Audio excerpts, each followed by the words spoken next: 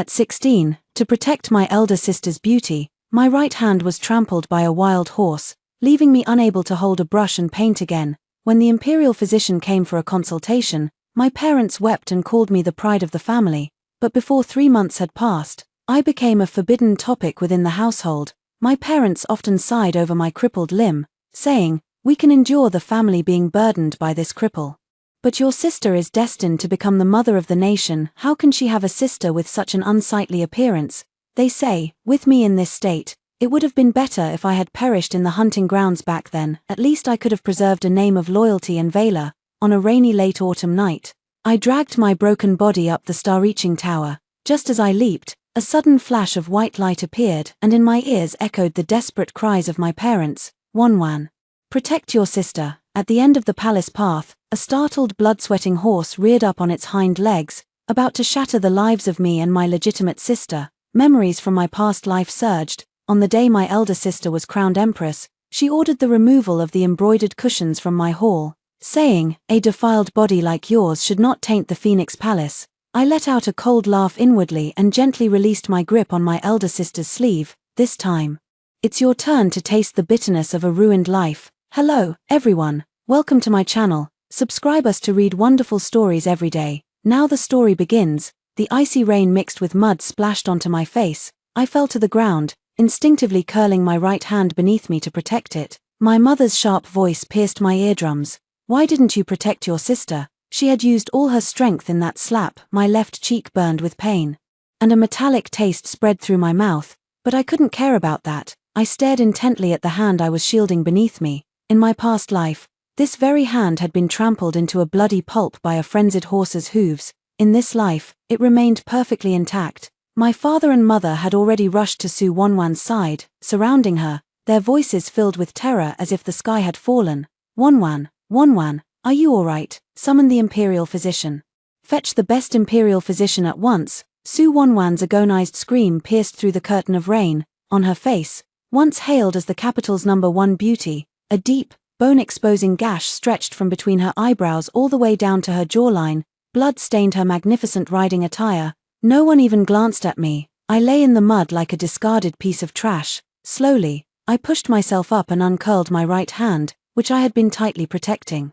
The fingers were slender, the joints distinct. It was the very hand that could paint the world's most exquisite beauty. I laughed, blood frothing at the corners of my mouth, spreading into a small, satisfying crimson flower in the rain. "Su Wanwan, in this lifetime, it's your turn to taste the bitterness of this wretched existence." I was locked in the darkest, dampest woodshed in the corner of the estate. My left cheek was swollen high, like a steamed bun, throbbing with piercing pain at the slightest touch. The door was locked from the outside, and my mother's voice came through the wooden panel. "Stay in there and reflect on your mistakes. You can come out when you've realized what you did wrong." Reflect. I leaned against the cold wall and slowly slid down to sit. Memories from my past life surged over me like a tidal wave, completely overwhelming me. In the same startling horse incident, I leaped forward and shielded Su Wanwan beneath me. The horse's hoof came down, crushing my entire right hand, and I became the hero who protected my sister, the pride of the Prime Minister's residence. My father held me, tears streaming down his aged face. "Qing Yu, you are a good daughter of our Su family." My mother held my heavily bandaged hand, weeping day and night. That glory lasted less than 3 months. When the imperial physician finally declared that my hand could no longer hold a brush to paint, everything changed. My father's gaze toward me shifted from pride to sighs. My mother's tears turned from heartache to annoyance. I went from being the pride of the family to becoming the cripple who drags the family down. I was driven out to a remote annex, listening to my parents busily arranging Su Wanwan's marriage. I once overheard my mother saying to my father, "Wanwan is destined to become the mother of the nation someday. How can she be burdened with a crippled sister tarnishing her reputation?" My father let out a long sigh and said, "Back then, it would have been better if she had just perished in the hunting grounds. At least she could have preserved a name of loyalty and honor." It turns out that in their eyes, my very existence is a mistake. On the day Su Wanwan was crowned empress, the eunuch she sent removed all the embroidered cushions from my hall. He said, "By the empress's decree, a body tainted with filth must not defile the Phoenix Palace." All hope was lost. Dragging my crippled hand, I climbed to the top of the star-reaching tower in the mansion and leaped. The cold wind from the firewood shed woke me. I opened my eyes. The bone-chilling cold from my memories had transformed into a cold, resolute determination in my gaze. This time, it's someone else's turn to climb the star-reaching tower. The door of the firewood shed was opened on the third day. Mother's attendant, Mama Jong, looked down at me with contempt in her eyes. "Second miss, the madam.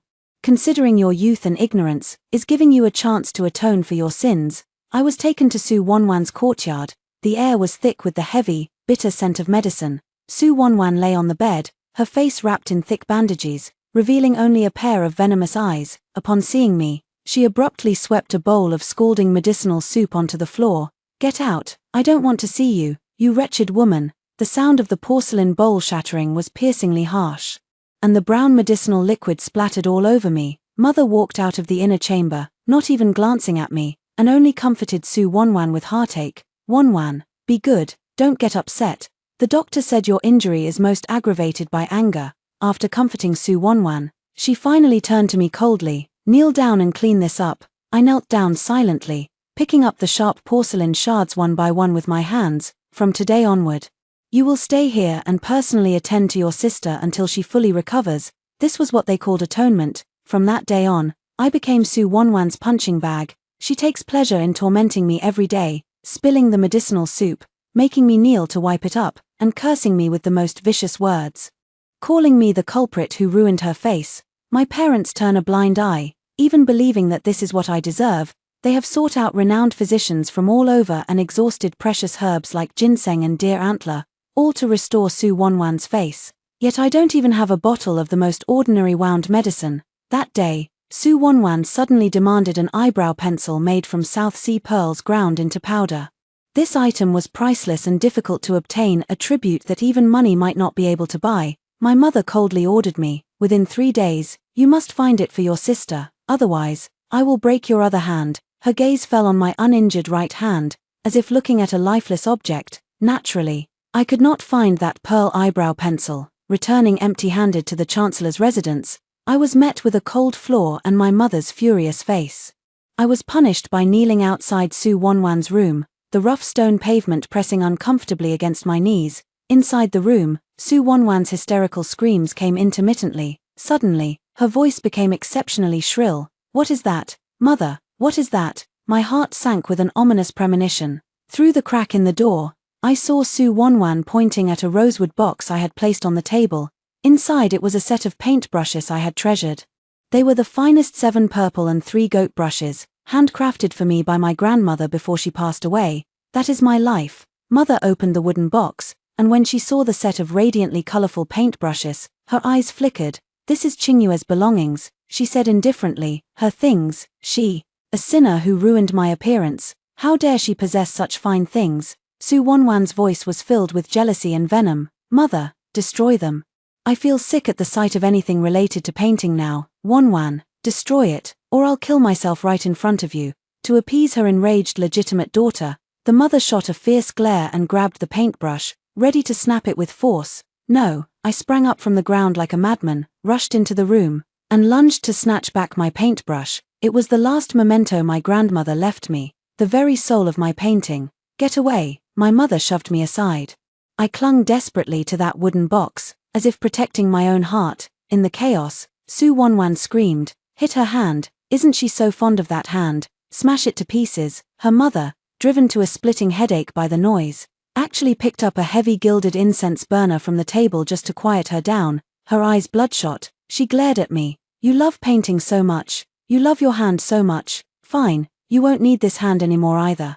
The incense burner came down with a whoosh, crashing down hard. I instinctively raised my right hand to block. Click, a sharp, searing pain from the bone fracture shot through me, intense and clear, instantly overwhelming my entire body. I watched as my perfectly intact right hand twisted at an unnatural angle. Flesh torn and bloody, warm blood dripped onto the rosewood box. I finally understood. This family doesn't want my atonement, they want my life. They want to destroy everything I have. An unprecedented strength erupted from the depths of my heart. I shoved aside my stunned mother and Su Wanwan, desperately rushing out of the Chancellor's residence. The rain continued to fall, cold and piercing. I have only one goal, the Prince of Jing's residence. Known for its utmost fairness and strictness in the current dynasty, Yet at odds with the Prime Minister's political views, using the last bit of my strength, I rushed to the front of the residence and, with my uninjured left hand, struck the heavy drum of grievance. Thump, thump, thump. The heavy drumbeats were the funeral bells I tolled for the Chancellor's mansion. Exhaustion and excruciating pain plunged my vision into darkness, and I completely lost consciousness. When I woke again, it was in an elegant, warm room. The severe pain in my hand had been carefully treated and thickly bandaged. A gentle voice sounded by my ear. "You're awake." I turned my head and saw a man in a black brocade robe sitting by the bed.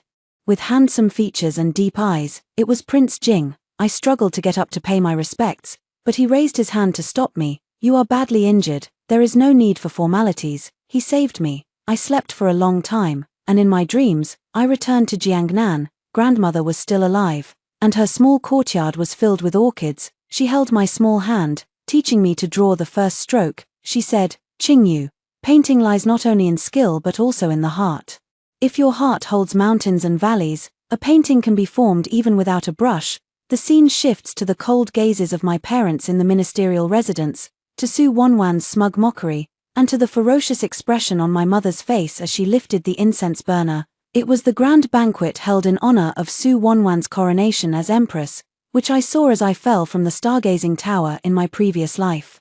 The warm sun of Jiangnan and the icy chill of the ministerial residence, the loving kindness of my grandmother and the cold cruelty of my parents. In that moment of contrast, I suddenly saw the light. What I had lost was never just a hand that could hold a brush. What I had lost was the family bonds I once thought I could rely on, the home I once believed would always protect me, and what I possess was never merely a pair of hands skilled at painting.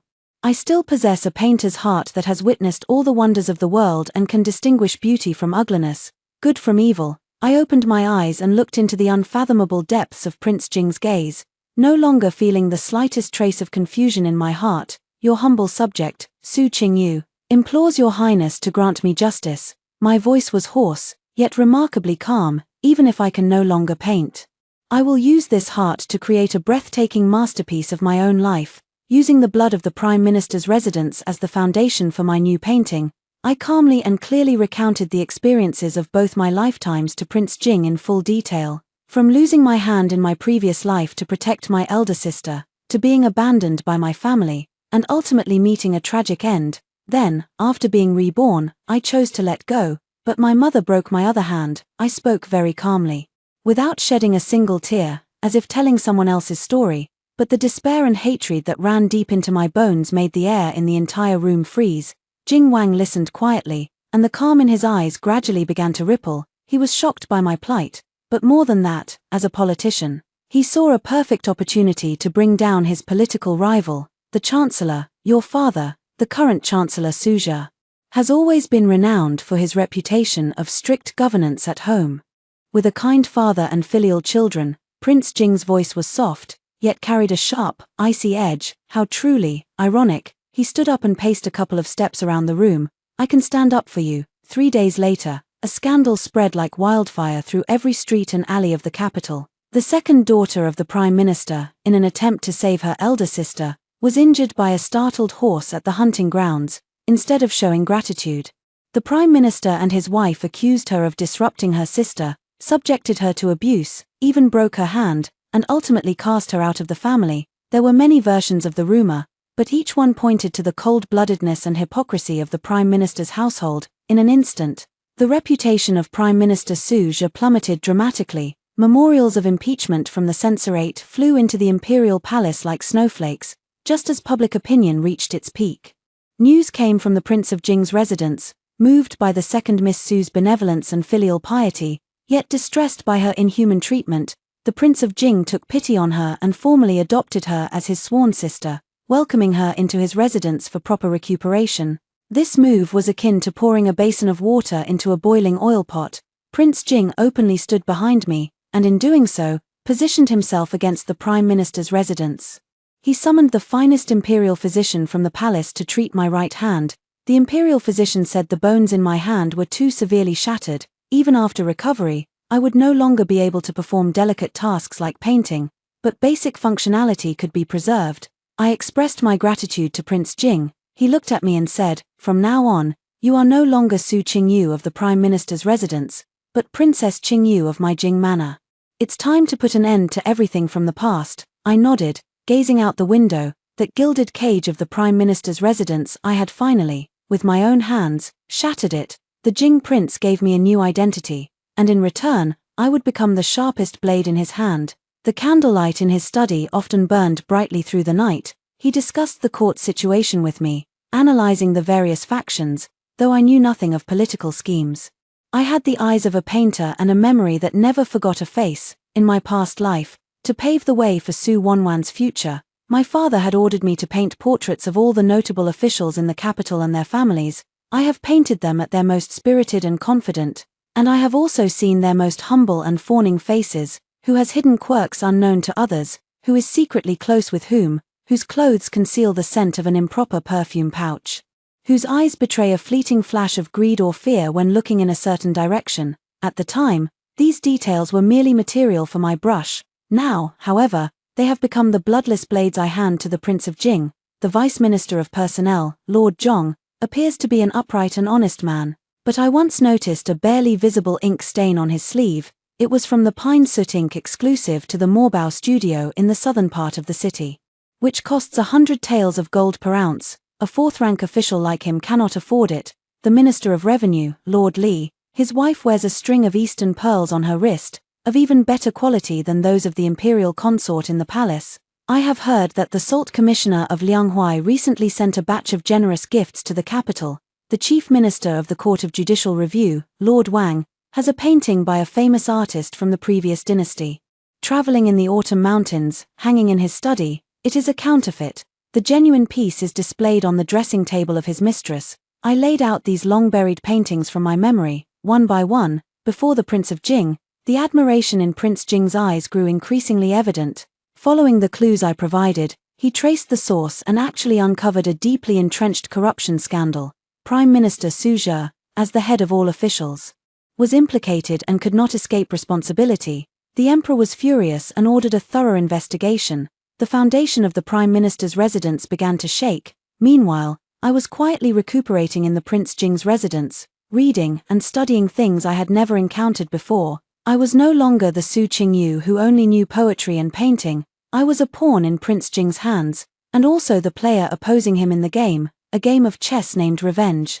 Under the royal physician's meticulous care, my hand gradually recovered, though it left behind gruesome scars and could no longer move as nimbly as before. At least I could now pick up chopsticks and hold a teacup without difficulty. The Prince of Jing kept his promise and gave me a new life.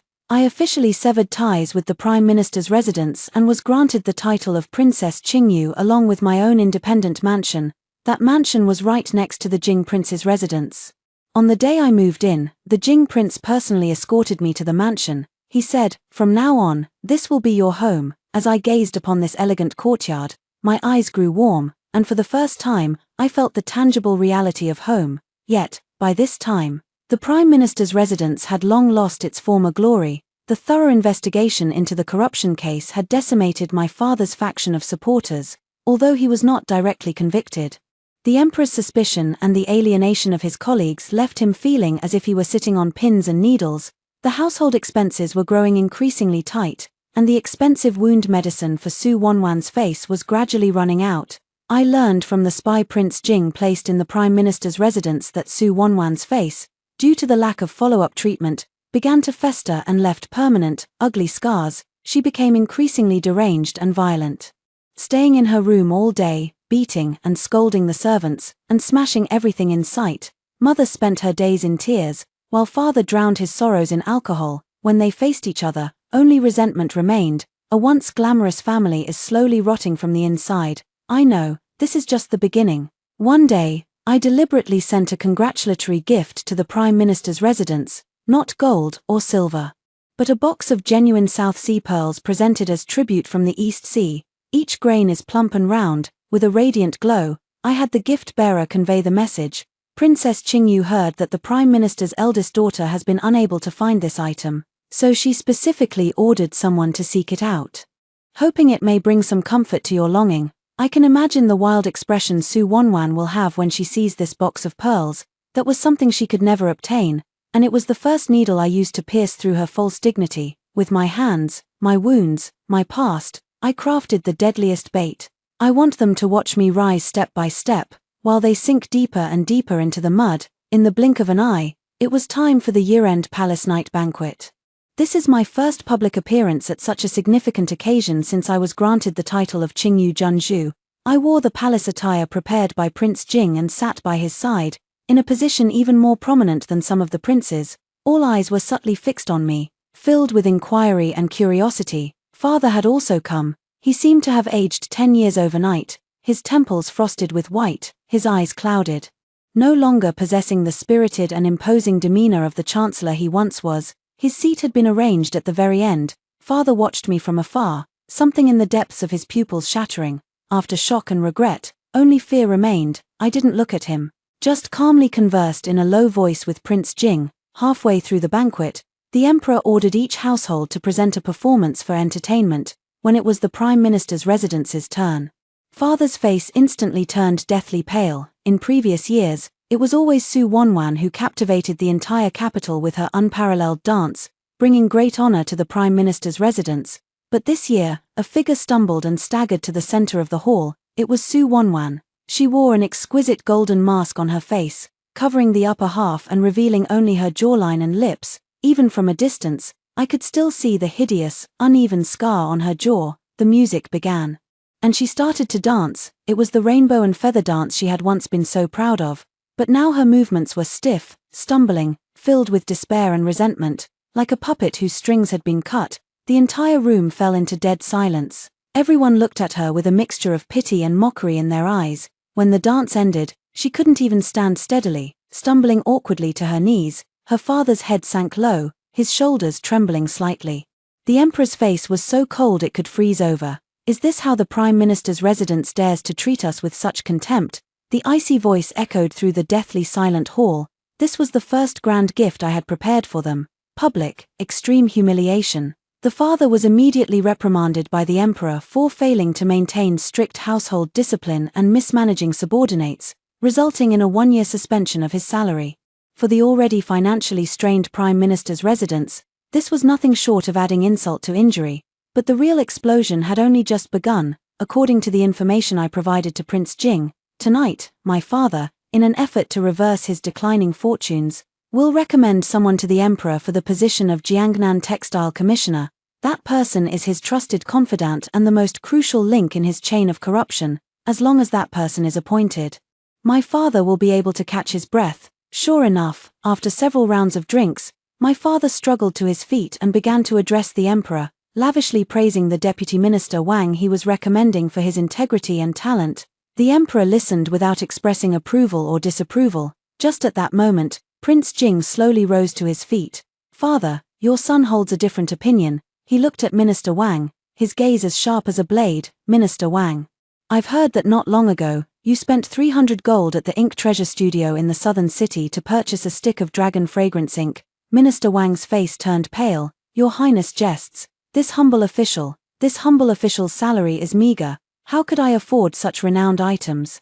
Prince Jing chuckled softly. Is that so? Yet the proprietor of the ink treasure studio stated it with certainty. Not only that, he also said that Minister Wang is a frequent visitor to the Prime Minister's residence, and each time you go, the Prime Minister's steward settles the bill. These words caused an uproar among everyone present. Father's face turned from pale to ashen, then from ashen to purple. Prince Jing, how dare you slander me like this? Whether it's slander or not, we can find out by summoning the owner of Ink Treasure Studio and the steward of the Prime Minister's residence for questioning. Prince Jing replied calmly, Father, I have also discovered that Minister Wang owns a villa in the outskirts of the capital, whose extravagance rivals that of a prince. I boldly request your majesty to order a search of the property. I am certain there will be a surprise. The emperor's gaze had turned completely cold. He stared at his ashen-faced father and Minister Wang, speaking each word with deliberate emphasis. Approved, by imperial decree. Immediately seal the residence of Vice Minister Wang and his suburban villa, Suzhou. Get back to your residence and reflect on your mistakes behind closed doors. In the grand hall, all the hidden landmines were simultaneously detonated at this moment. The emperor's thunderous wrath struck more swiftly than anyone could have imagined. That very night, the Imperial Guards searched Vice Minister Wang's private residence and uncovered tens of thousands in gold and silver. Along with a secret ledger detailing his monetary and power transactions with officials at all levels, my father's name was shockingly listed among them. The evidence is irrefutable. Early the next morning, my father was thrown into the imperial prison. The Prime Minister's residence was raided. Overnight, the once powerful Prime Minister's residence became a plague that everyone avoided. When the tree falls, the monkeys scatter. I sat in my elegant princess manner, listening to the servants report the news from outside. In front of the Prime Minister's residence, gold and silver artifacts, antiques, and paintings were carried out one by one, filling several large carts. I heard that the officials who raided the house found a whole chest of rare medicinal herbs in the young lady's room, along with a box of tribute pearls from the East Sea. Everything was confiscated. The Prime Minister's wife fainted on the spot and was carried back to the residence. She still hasn't woken up. I picked up the teacup and gently blew on the floating tea leaves. All of this was within my expectations. Su Wanwan's face was completely beyond any hope of recovery. The wealth and glory of the Prime Minister's residence had completely turned into a bubble. This is the backlash. The family honor I had sacrificed everything for was now being crushed to pieces before my eyes. I felt no joy at all, my heart as calm as a stagnant pond. This is only the interest, the real principal. I haven't even begun to collect. The servant added, Your Highness, rumors are spreading like wildfire outside. They say the Prime Minister's downfall today is all because he mistreated you, lost his virtue, and thus incurred divine retribution. I set down the teacup. Is that so? Social death is only the first step. What I want is for them to tear each other apart in despair, until they are utterly destroyed. With father imprisoned and the Prime Minister's residence raided, the sky of the Su family has completely collapsed. The first thing mother did after waking up was not to figure out how to rescue father, but to rush into Su Wanwan's room. The little maid I had planted in the mansion later vividly described the scene to me. Madam stormed in, pointed at the eldest young lady's nose, and scolded her, saying it was all because of her insisting on that South Sea pearl ink that she angered the second young lady and brought such a disaster upon the family. The eldest young lady went mad too. She screamed that if Madam hadn't favored the legitimate child over the illegitimate one back then, driving the second young lady to desperation, there would be no such retribution today. And then, the two of them started fighting. The mistress pulled the young lady's hair. The young lady scratched the mistress's face, and everything in the room was smashed to pieces. Once a loving mother and daughter, now turned against each other to shift blame. Truly, a fine spectacle. The best is yet to come. To save herself, mother began selling off her last private assets, her dowry. She intended to use that money to pull some strings, hoping, at the very least, to preserve her life and a shred of dignity. But she never expected that father, before being imprisoned, had already mortgaged the deeds to her dowry properties to cover the holes left by his corruption. When her mother discovered that the dowry she had been so proud of had long been squandered by her husband, she completely broke down. Confined within the sealed-off ministerial residence, she raged like a madwoman day and night, cursing her father's selfishness and cruelty. As for Su Wanwan, upon learning that her face could never be restored and that her future husband had long since called off their engagement, she directed all her resentment toward her mother. She blamed her mother for being incompetent, unable to protect her father, unable to save their family, and unable to preserve her own wealth and status. Once warm and harmonious, the inner courtyard of the Prime Minister's residence had now become a living hell where mother and daughter attacked and tormented each other. The spectacle of a dog-eat-dog fight is always so entertaining to watch. The chain of trust within the Prime Minister's household had completely shattered. To protect herself, the mother did something that no one could have ever anticipated. She submitted a petition to the Dali Temple. In the letter, she lamented how she had been deceived by her husband, Suja, and had known nothing about his corrupt and unlawful deeds. To prove her innocence, she even exposed a more serious crime committed by her father. 3 years ago, when floods struck the Jiangnan region, the court allocated 500,000 taels of silver for disaster relief, but nearly half of that money has gone missing.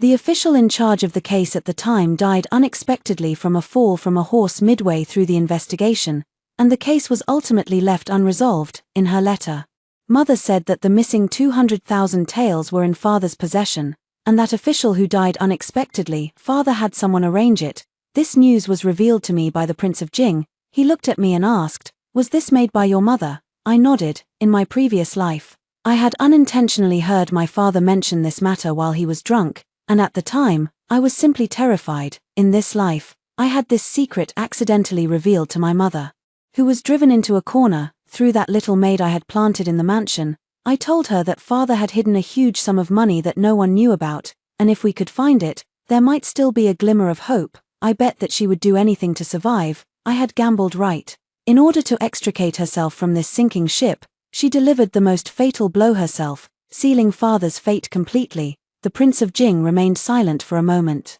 looking at me with a complicated expression in his eyes. You are even more ruthless than I imagined, Your Highness, I smiled, but there was no warmth in my expression. You flatter me, Your Highness. I simply no longer wish to be treated as a pawn that can be discarded at will. When the prey learns how to become the hunter, the game truly begins. My father's charges were upgraded from corruption to murder for profit. With multiple crimes combined, he was sentenced to immediate execution.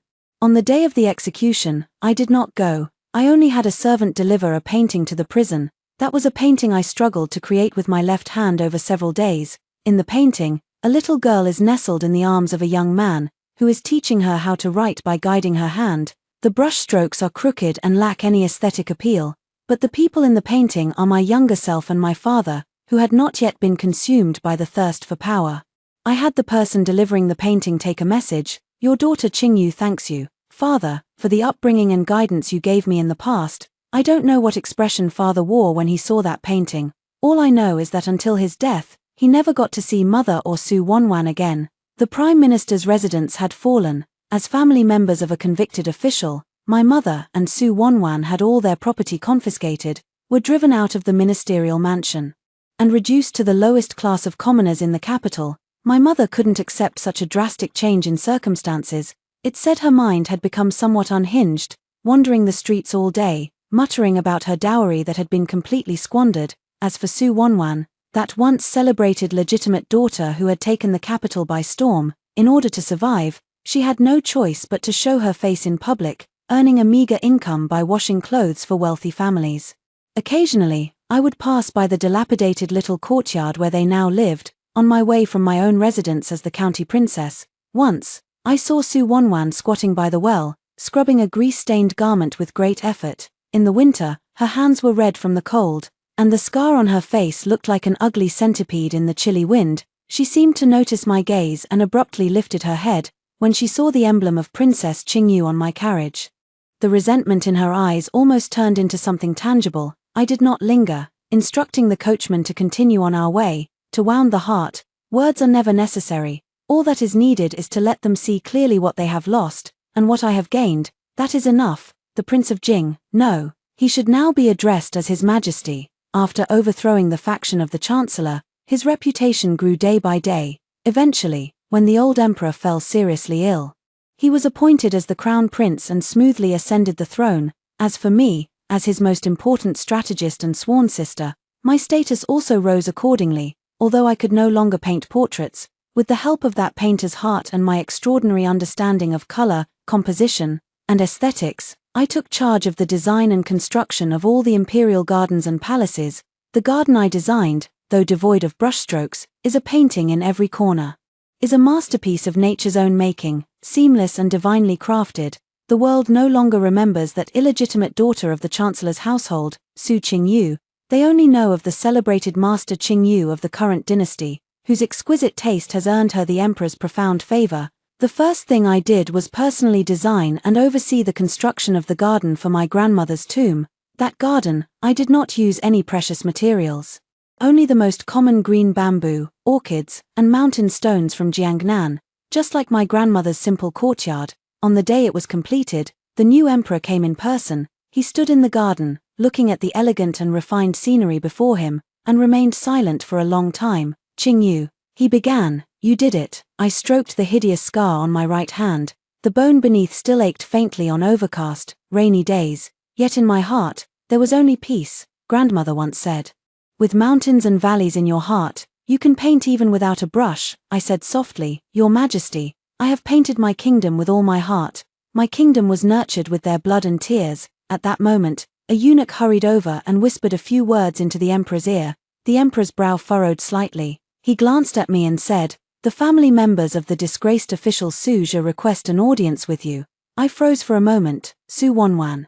She still came looking for me. In the end, I agreed to see her. In a remote corner of the palace, she looked even more haggard than the last time I saw her, dressed in faded coarse clothes, her figure hunched. The scar on her face appeared even more terrifying in the dim light. Upon seeing me, she fell to her knees with a thud. Princess, I beg you, please plead with His Majesty to spare us. Her voice was hoarse, filled with desperation. Mother, she has gone mad. I truly cannot hold on much longer, she wept, kowtowing to me again and again, her forehead quickly turning red and swollen. I watched her quietly, neither letting her rise nor speaking.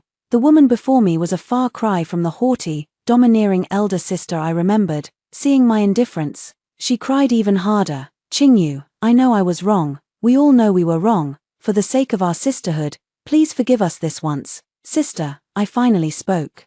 My voice soft yet cold as a knife in the harsh winter. I no longer have a sister. My sister died long ago, when I protected her, only to be despised by her entire family as a cripple. My sister died when she ordered the removal of the brocade mattress from my palace, saying that my defiled body must not tarnish the Phoenix Palace. My sister died completely when she screamed and had our mother break this hand of mine. Su Wanwan's crying abruptly ceased. She lifted her head. Looking at me in disbelief, I crouched down, meeting her eyes at her level, and word by word, returned the very words she had once said to me. Sister, some paintings in this world, once stained with dirty ink, can never be washed clean again. I have long since changed to a new sheet of drawing paper. After saying this, I stood up and did not look at her again. My new sheet of drawing paper is clean, pure white, and cannot tolerate the slightest stain. After I left, Su Wanwan remained kneeling in place for a long time. It is said that when the patrolling imperial guards found her, she was already frozen stiff. The emperor asked me how I intended to deal with her. I said, just follow the law. In the end, Su Wanwan was sentenced to 20 lashes and expelled from the capital for obstructing the imperial procession and harassing the imperial family. My mother, due to her madness, was sent to the Jiyang institution on the outskirts of the capital. There, it housed homeless, solitary elderly and the insane. The former prime minister's wife would spend the rest of her life there, along with what she kept calling her dowry. As for Su Wanwan, after receiving 20 lashes, she was dragged out of the capital like a dead dog. No one knows where she went. Perhaps she died in some unknown corner, or perhaps she drifted to an even more remote place, continuing her humble struggle for survival. But all of this has nothing to do with me anymore. Their endings were written by their own hands. I merely gave them a slight nudge as they put pen to paper. The former Prime Minister Suja was executed immediately. His wife went insane and was admitted to a mental asylum. His daughter was beaten with a cane, expelled, and her whereabouts are unknown. This is the final case file submitted by the Dali Temple. As I read those few words, it was as if I witnessed the entire process of their family falling from the clouds into the abyss. Retribution is inevitable, without the slightest error. A few years later, I was dispatched by imperial decree to inspect the southern regions. I returned to the small town where my grandmother had once lived. The town remained just as it was before, cobblestone streets, white walls, and black tiles. Only my grandmother's small courtyard had changed hands. I didn't disturb her, just wandered casually around the town. I stopped in front of a clothing store as I passed by. Inside the shop, a haggard-looking woman was bent over, laboriously working the sewing machine. On her face, there was an ugly scar running from between her eyebrows down to her chin. It's Su Wanwan. She has actually ended up here. She looks much older than a few years ago, her eyes dull, her hands covered in needle marks and frostbite. Su Wanwan seemed to sense something, looked up, and saw me standing at the door. I was dressed in a luxurious brocade cloak, followed by a group of guards. Completely out of place in this small tailor shop, her gaze was like a ripple in a dried-up well, shifting from the numbness of years of confusion, to the shock of recognizing the truth, then to venomous resentment, and finally settling into a despair as silent as death. She did not take a single step forward, nor did she make the slightest sound. Su Wanwan simply lowered her head and continued to pedal her sewing machine, as if looking at me for one more second would be a drain. I didn't look at her anymore either. There was nothing left to say between us. Her world had shrunk to that small sewing machine and the endless labor, and my world is this splendid Jiangnan, with its endless rivers and mountains. We have long been living in different scrolls of painting.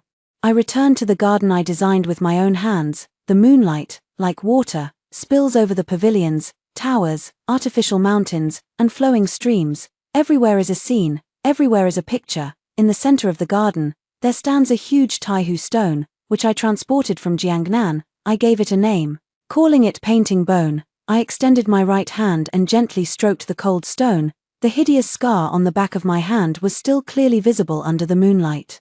It used to be a mark of my pain and humiliation, but now, it is the medal of my rebirth. I no longer need a paintbrush. This vast landscape, the myriad scenes of the world, have all become the canvas beneath my brush, and I am the painter who holds the universe in my hands. Behind me, the burnt-out lamp and the forgotten ashes. Ahead lies the boundless light, painted by my own hand. I traced the hideous scar on my right hand, my fingertips finally resting on the cornerstone named bone painting.